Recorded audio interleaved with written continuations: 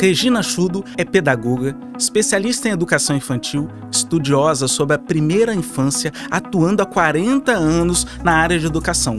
Foi professora, coordenadora e diretora em instituições de ensino com experiências que abrangem a educação infantil, o ensino fundamental e o ensino superior. Atualmente, dedica-se à formação continuada de professores, ministrando cursos e palestras para instituições e municípios em todo o Brasil.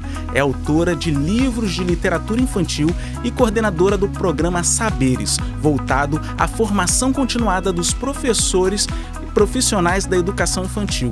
É diretora da Amaná Educacional e do Instituto Infâncias. Em 2024, concluiu os cursos internacionais Desenvolvimento da Primeira Infância, Estratégias Globais para Implementação e Introdução ao Envolvimento Familiar na Educação, ambos pela Universidade de Harvard. Além do curso O Melhor Começo de Vida, Desenvolvimentos na Primeira Infância para o Desenvolvimento Sustentável, pela SDG Academy, ampliando ainda mais sua atuação com base em estratégias globais e sustentáveis para o desenvolvimento da primeira infância.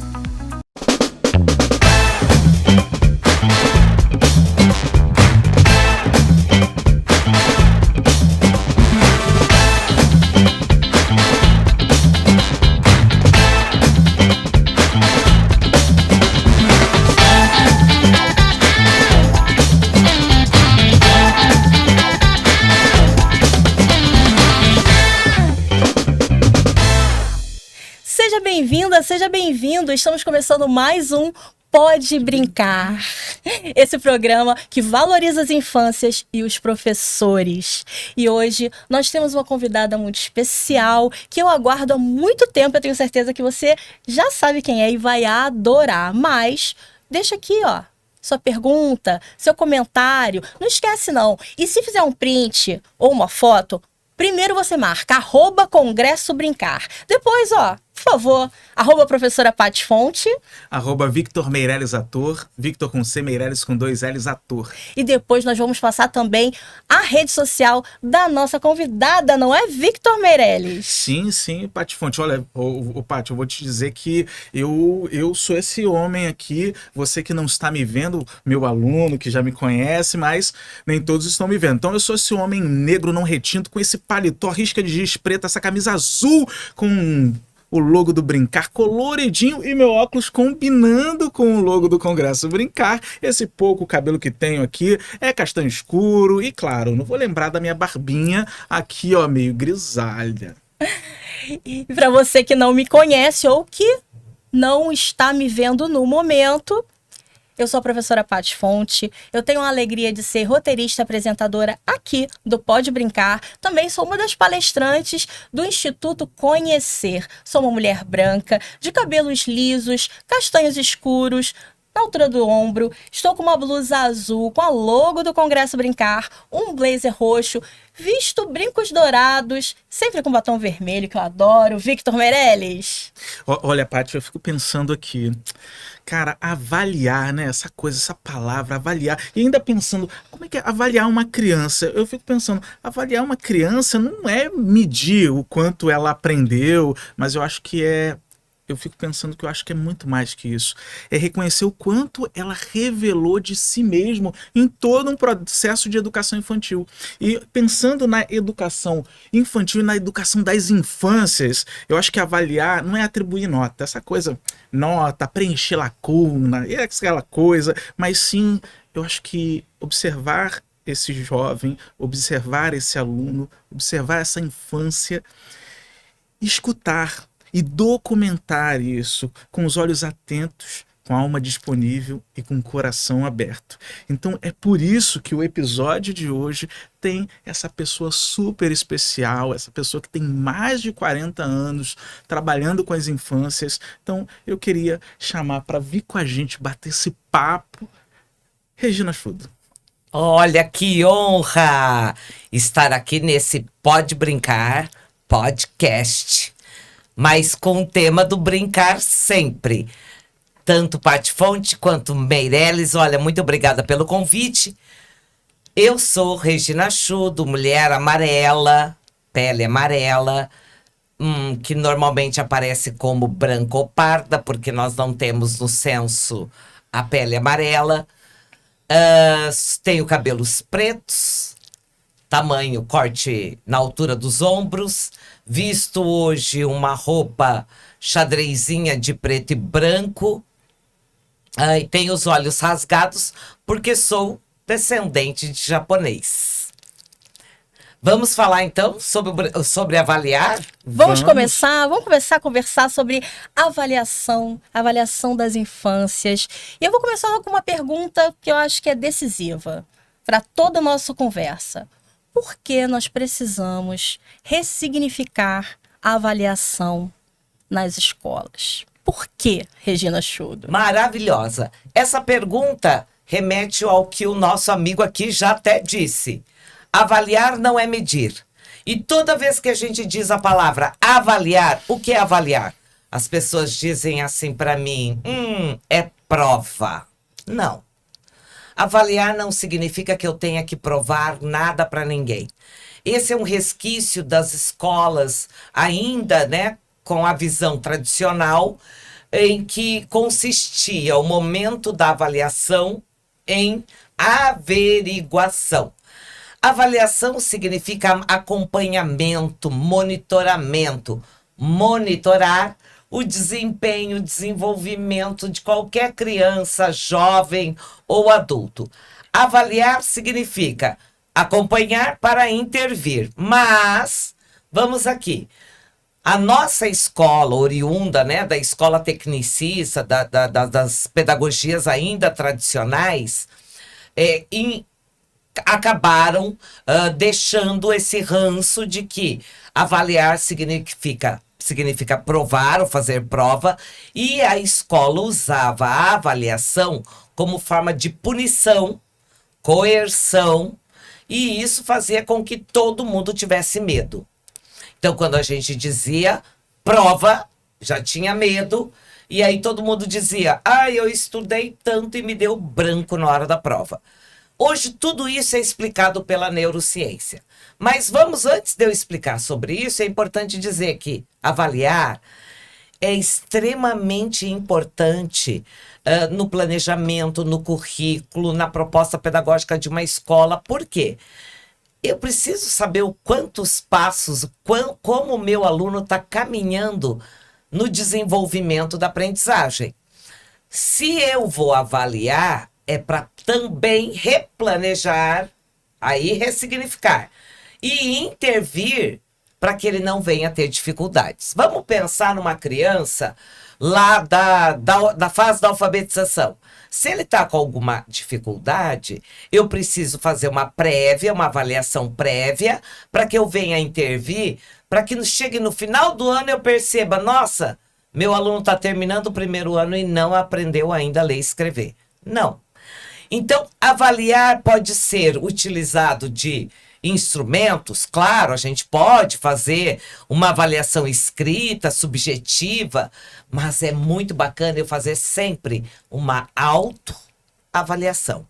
Como é que eu estou me sentindo? Será que eu aprendi? E será que o professor faz essa autoavaliação dele mesmo e também das nossas crianças, que é fundamental? Avaliar, então, não é bicho de sete cabeças. Avaliar não é colocar medo nas crianças, não é punir, não é fazer coerção, não é atribuir nota, até porque a gente não mede nada. Avaliar é, afinal, um ato amoroso. Avaliar é acolher essa criança, esse jovem, que quando ele apresenta, porventura, alguma dificuldade, ou não compreendeu, ou não está aprendendo, o professor está lá para apoiar, estender a mão e não deixar ninguém para trás. E aí, você falando isso, eu me emociono e penso como estamos distante dessa avaliação, né? Nós que viajamos muito com palestras, cursos, oficinas, sabemos que a grande maioria, que a realidade ainda enxerga a avaliação de uma forma completamente diferente disso.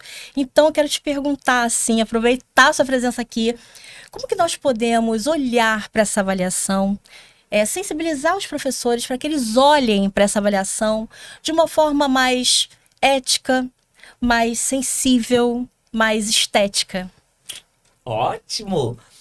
A avaliação, ela precisa passar por 2 processos. Um deles é a avaliação formativa.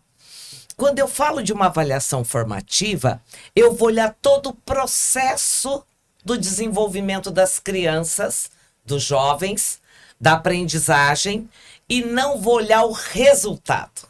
Porque a avaliação antes era pautada no resultado. Nós estamos falando de uma avaliação mais processual, que envolve desde as minhas questões emocionais, como também as minhas questões cognitivas.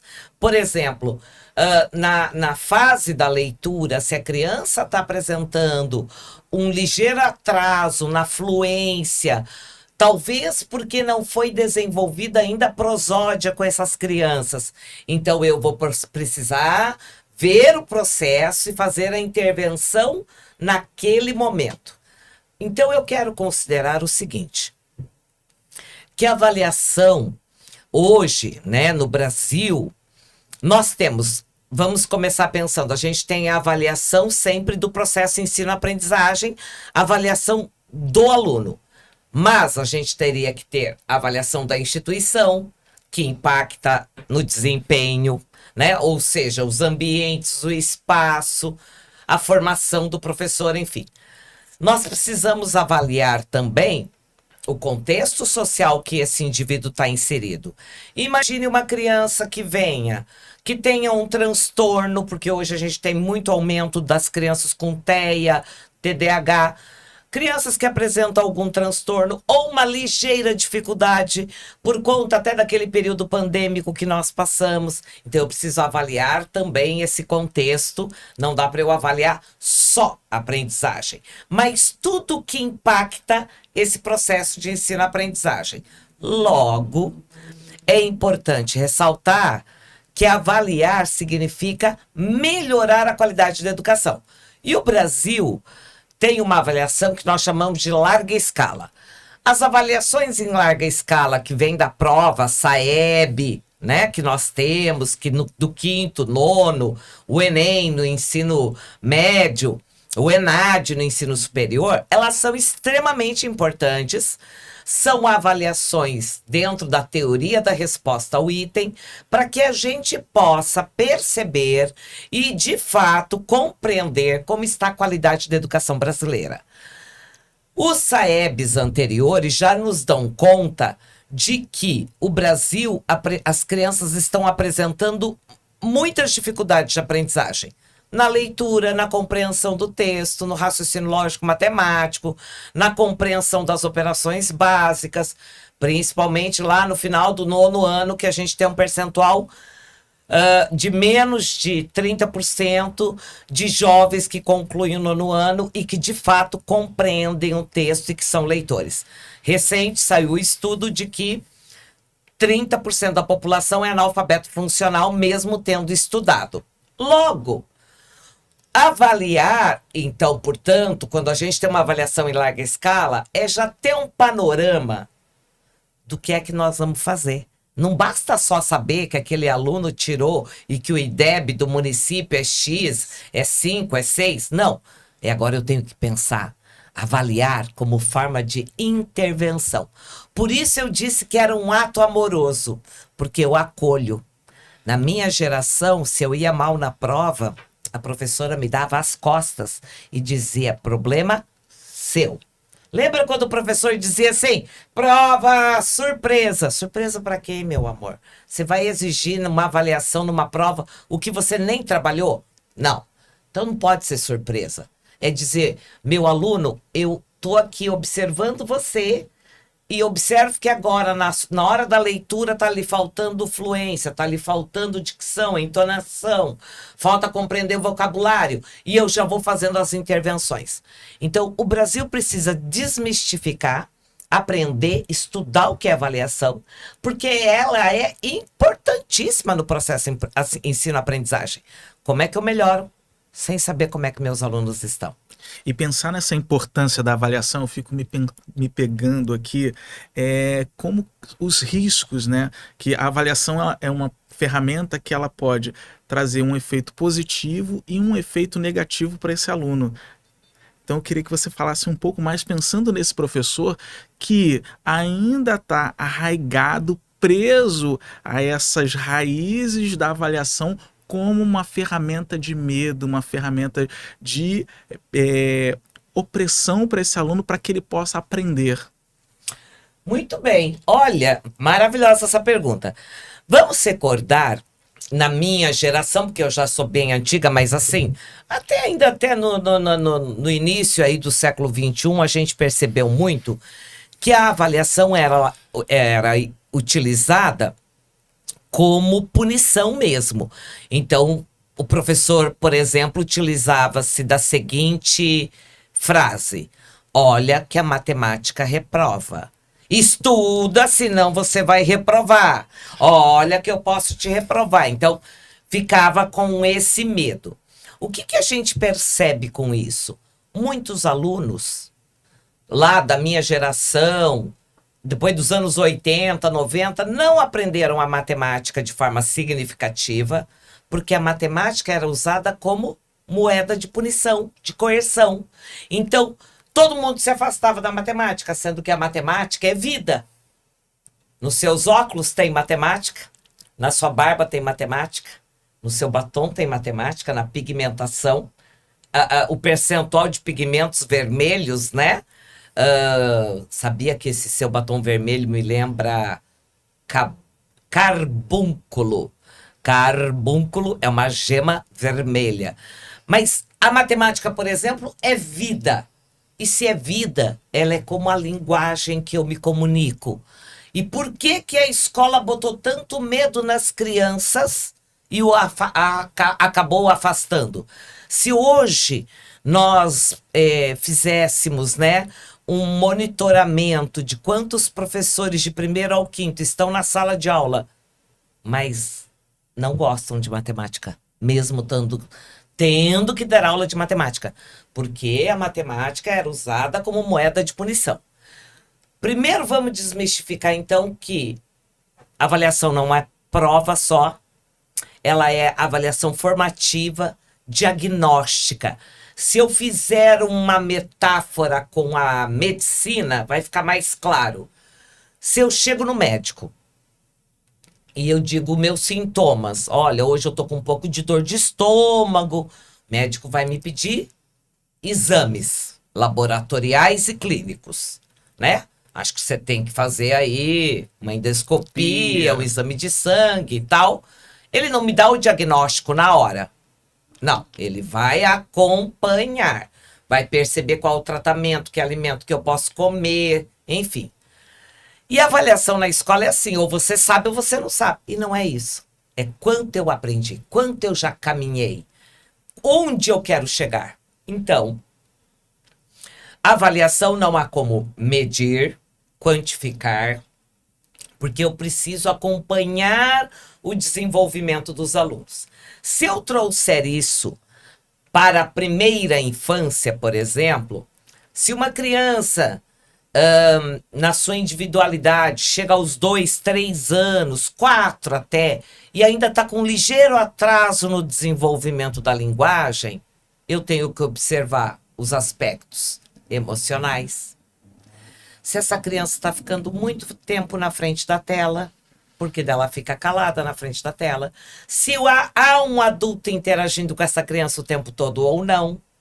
Se essa criança apresenta problemas de audição. Se essa criança está com desenvolvimento integral. Então, hoje, avaliar significa eu olhar por inteiro para o ser humano. E para desmistificar, é importante que a escola não use para punir ninguém quando se fala de avaliação.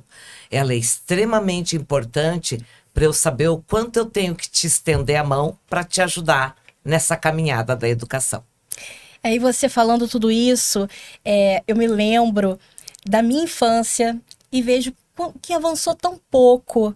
A gente sabe, teoricamente, a importância da avaliação e, na prática, a gente ainda vê as crianças e os jovens sendo ali rotulados e medidos por uma nota que não diz nada de quem ele é, de quais são os seus sonhos, do que ele realmente sabe do mundo. Até porque, se a gente parar para pensar na prova, no teste de hoje, muitos ainda se baseiam naquelas antigas, decoradas, num momento que não faz mais nenhum sentido, né? A gente vive um mundo tecnológico e com um clique a gente tem uma resposta no celular ou com uma inteligência artificial. E pensando nisso tudo, agora eu queria que você falasse um pouquinho para as famílias e para as crianças e para os jovens que, porventura, nos escutem, nos vejam. Já que existe essa resistência, a gente sabe que é um processo também, que a formação dos professores é fundamental. Estamos aqui para isso, para lançar essa reflexão, para que chegue em muitas escolas. E a gente faz esse trabalho, né, Regina, de formação continuada, palestras, cursos.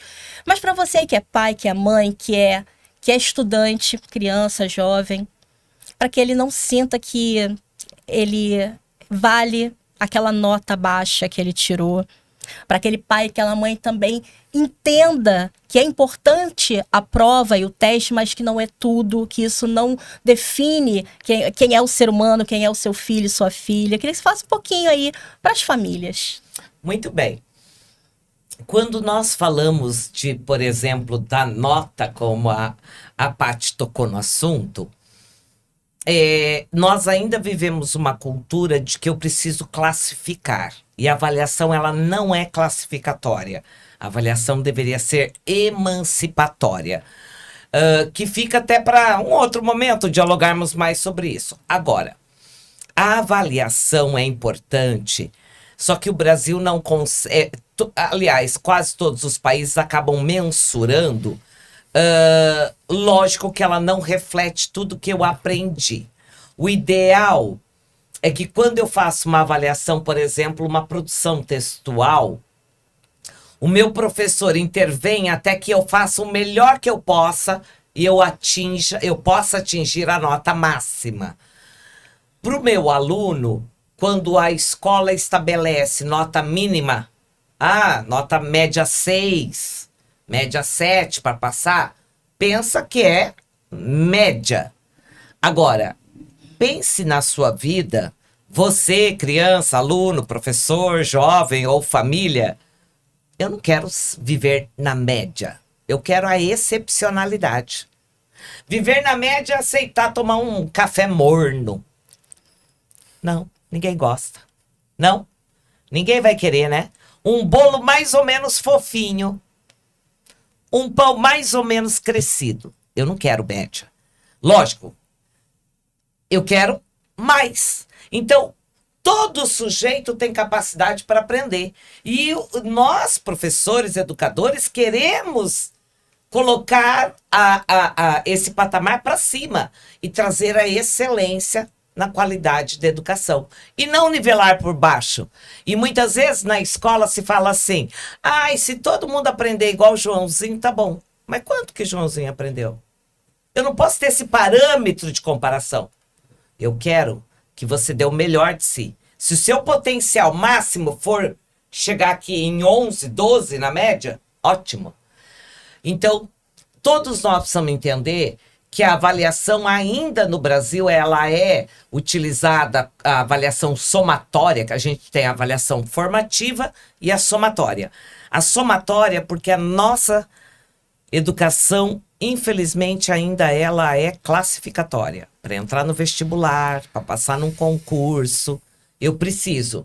Então, existe a necessidade da escola poder trabalhar com a somativa, mas sem punir a criança.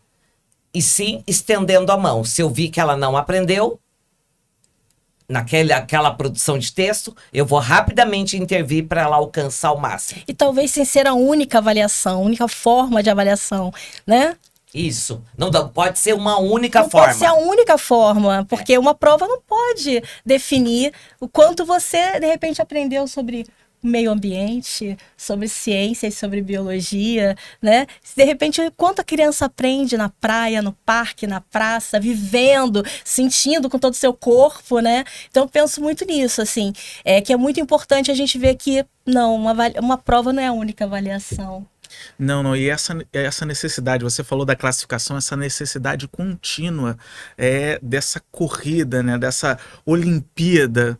E aí eu fico me perguntando, ainda dentro do campo científico acadêmico, ainda trabalhamos muito dentro da questão quantitativa, onde a ciência ela tem que ser quanti e não quali. E a importância desse entendimento de palestras com você, de formações com você, para entender o quanto de potência tem uma avaliação qualificativa, uma avaliação que esteja dentro desse campo da qualidade e não da quantidade. Da quantidade. Perfeito. Porque assim, nós precisamos tanto da avaliação somativa quanto da avaliação formativa.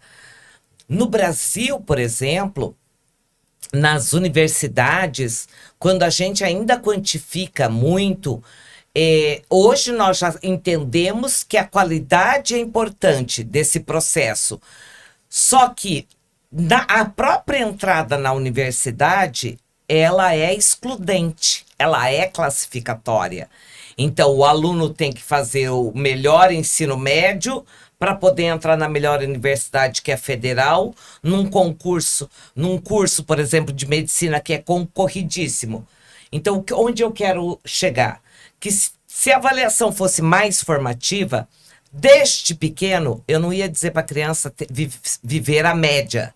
Eu quero que a linha de alcance nossa e que o corte de análise de desempenho seja acima.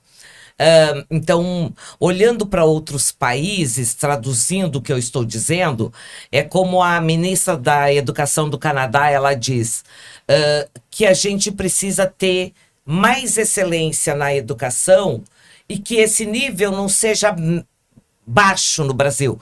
Quando o Brasil, inclusive, comemora que a gente tem o IDEB 5.7, ainda não é o melhor desempenho.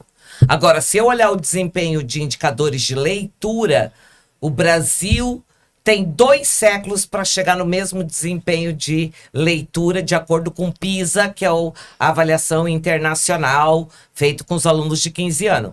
2 séculos é muito, então nós estamos muito para trás. Então, eu acho que na educação brasileira, o Brasil avançou na qualidade, está avançando na qualidade da educação, mas nós temos que trabalhar com os nossos alunos mais as questões emocionais, que eles não tenham medo, muito pelo contrário, que a escola não seja punitiva e que a gente busque a qualidade e não só a quantidade. E aí, vale uma reflexão importante. Desde a LDB, 1996, o Brasil avançou na oportunidade de educação. Lá nos anos 70, 80, nem toda criança estava na escola. Com a LDB, a partir de 96, demos acesso para a maioria frequentar a escola, ok? Então, nós melhoramos o acesso. Hoje, 4, 5 anos, toda etapa da educação, do ensino fundamental, ensino médio, que a gente chama de educação básica, nós temos 99,3% de crianças na escola. Ótimo, melhoramos a oportunidade. Nós demos igualdade de oportunidade. Mas agora, já que a gente está falando de avaliação, nós precisamos a equidade. O que é equidade? Não deixar nenhuma criança para trás. Aquela que não aprendeu porque ela tinha uma dificuldade, porque ela teve medo, porque alguém puniu, ou porque ela vem de uma família que não a incentivou em casa, ou ela passou por algum trauma. Essa criança, eu vou buscar todos os mecanismos, especialistas, reunir todo o grupo da escola para a gente não deixar essa criança para trás. Se for preciso, para algumas crianças, eu vou ter que buscar escadas e ferramentas, mais ferramentas para que ele aprenda, para não deixar ninguém para trás. Porque não existe só uma forma de aprender. Então, para melhorar a qualidade da educação hoje, olhando para a avaliação, é que a gente traga mais equidade e não só igualdade. Eu adorei isso que a Regina falou agora, Victor. Não existe só uma forma de aprender. E é tão importante que isso seja repetido e seja colocado em prática na escola, porque não existe só uma forma de aprender, é só uma forma de avaliação. Gente, quem conhece, eu vou falar da minha experiência, você vai responder da sua. Tá. Quem não tinha no tempo de escola um colega que só tirava notas altas e outro que tirava ali na média ou nota baixa. E hoje, no futuro, depois de adulto, aquele que tirava notas altas, ele não é bem sucedido profissionalmente. Ele não é feliz. E aquele que estava ali na média, às vezes até tirava uma notinha baixa, hoje ele tem ali um reconhecimento profissional, ele é bem sucedido e isso é algo que me faz lembrar que não existe uma única forma de aprender, não existe uma única forma de avaliar. Foi o que a Regina falou. Concorda comigo, Victor Meirelles? Quando você vai falando, eu vou abrindo aqui um recebido, tá? Chegou um recebido dos nossos espectadores. Eu vou falar assim, que enquanto a Regina estava falando, eu fiquei um pouco emocionado porque você falou dessa dificuldade. Eu tenho uma dislexia não diagnosticada, fui criado numa periferia do Rio de Janeiro, com toda aquela realidade que todos nós sabemos, eu não preciso falar sobre uma periferia, pobreza, e eu tinha dificuldade com a leitura. E uma professora, a partir disso, avaliou essa situação e me deu uma negativa. Ela disse, o meu sonho era ser artista, comunicador, ator. E ela disse que como que uma pessoa como você que nem lê sabe vai ser um comunicador. E aí, voltando à questão da avaliação, aos 16 anos eu encontro uma outra professora que avalia toda a minha dificuldade, o meu não querer ir para a escola, eu ia para a escola para comer, e a importância disso, da alimentação na educação básica, na educação pública. Então eu ia para a escola para comer e ela via que eu não conseguia, eu não lia. E saía da escola antes da hora que deveria sair. Então ela, em um momento, ela conversou comigo e perguntou, você não disse que gostaria tanto de ser artista? Eu falei, sim. Então, só que para ser artista você tem que ler, você tem que estudar, você tem que conhecer. E a partir daí, ela criou, a partir dessa avaliação, ao me ver ali cotidianamente, ao sentir o meu potencial, ela conversou comigo e passou a me mostrar algumas literaturas. E eu brinco que a primeira leitura minha foi uma leitura que foi o Neutrox, que na realidade era o que tinha, e eu lembro, e você falando também dos espaços com livros, da importância, e para uma família que eu tinha uma mãe analfabeta, mas que sabia a potência e a importância da literatura e da educação para uma vida melhor, eu tinha só um shampoo. E foi a primeira leitura que eu fiz querendo ler. Então a importância da avaliação, eu acho que é muito importante você estar aqui hoje no nosso programa, para poder estar falando isso, para que outros professores possam entender a importância, a urgência, a necessidade para nós, alunos, que eu ainda sou aluno, eu acho que a gente não deixa de ser aluno em nenhum momento da vida. E é isso que é mais importante você dizer, hoje terminando o doutorado, e a sua história sempre me impacta, e eu tenho certeza que está impactando você que está assistindo também, para mostrar que é possível, né, Victor? E essa avaliação, ela não foi uma prova. Essa avaliação, ela foi a sensibilidade, o olhar, a observação. Foi aquela professora carinhosa, afetuosa, que chegou, que acolheu. Que foi amorosa. Exatamente. Agora, se você tivesse pego só uma professora que lhe falasse, você não vai conseguir, essa frase de rótulo impacta tanto nossas crianças. Quando eu digo que você é incapaz, eu posso provocar um trauma tão sensível em você que talvez você nunca consiga superar. Por isso, avaliar é um ato de acolhimento e um ato amoroso para dizer, você pode, eu vou estender minha mão aqui. Se você tem dislexia, dislalia, qualquer dificuldade que, às vezes, momentânea, não é uma deficiência, eu digo assim, eu vou te apoiar aqui. Se você for ler mais lentamente, se você tem uma dislexia aqui, você pula uma frase, eu vou fazer uma marcação aqui para você ler só aqui em cima, daí eu vou descendo a reguinha para a gente lendo aqui. Isso é avaliar, quando a gente apoia. Porque daí qualquer um pode ir longe, mas quantos a escola exclui? Hoje, emocionada, falando para você, olhando para você, você é um exemplo.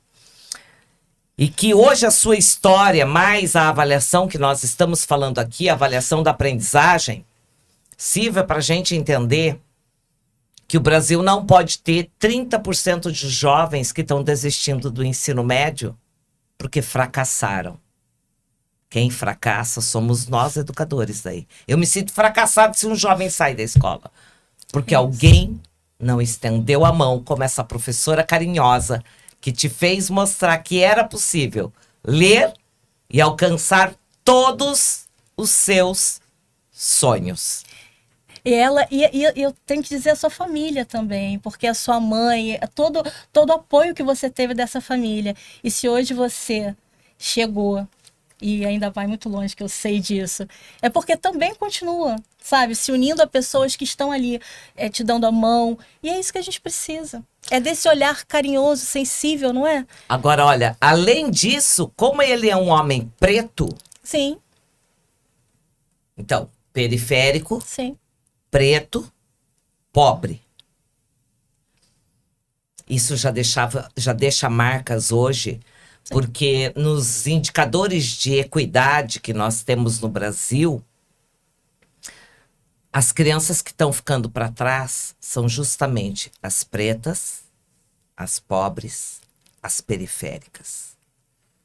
Por isso, avaliar é acolher todas as nossas crianças. E se para algumas eu tiver que melhorar a merenda para aquele grupo, com mais proteína, porque ela não tem em casa, se eu tiver que mandar o livro para casa, para que a família leia com a criança, porque talvez na casa não tenha nenhum livro, se essa criança tiver que ter um acompanhamento, nós vamos fazer. O que o Brasil precisa urgente é recompor as aprendizagens, para não deixar a criança avançar até o nono, até o ensino médio, para chegar na hora do vestibular saber que a criança não sabe produzir um texto. E é isso que muitas vezes ocorre. Eu não estou tecendo críticas em absolutamente em nenhuma camada, nenhuma instância. Mas nós, educadores, precisamos compreender a importância da avaliação da aprendizagem, o entendimento do que é uma avaliação em larga escala e o entendimento também de toda a sensibilidade que permeia a escola.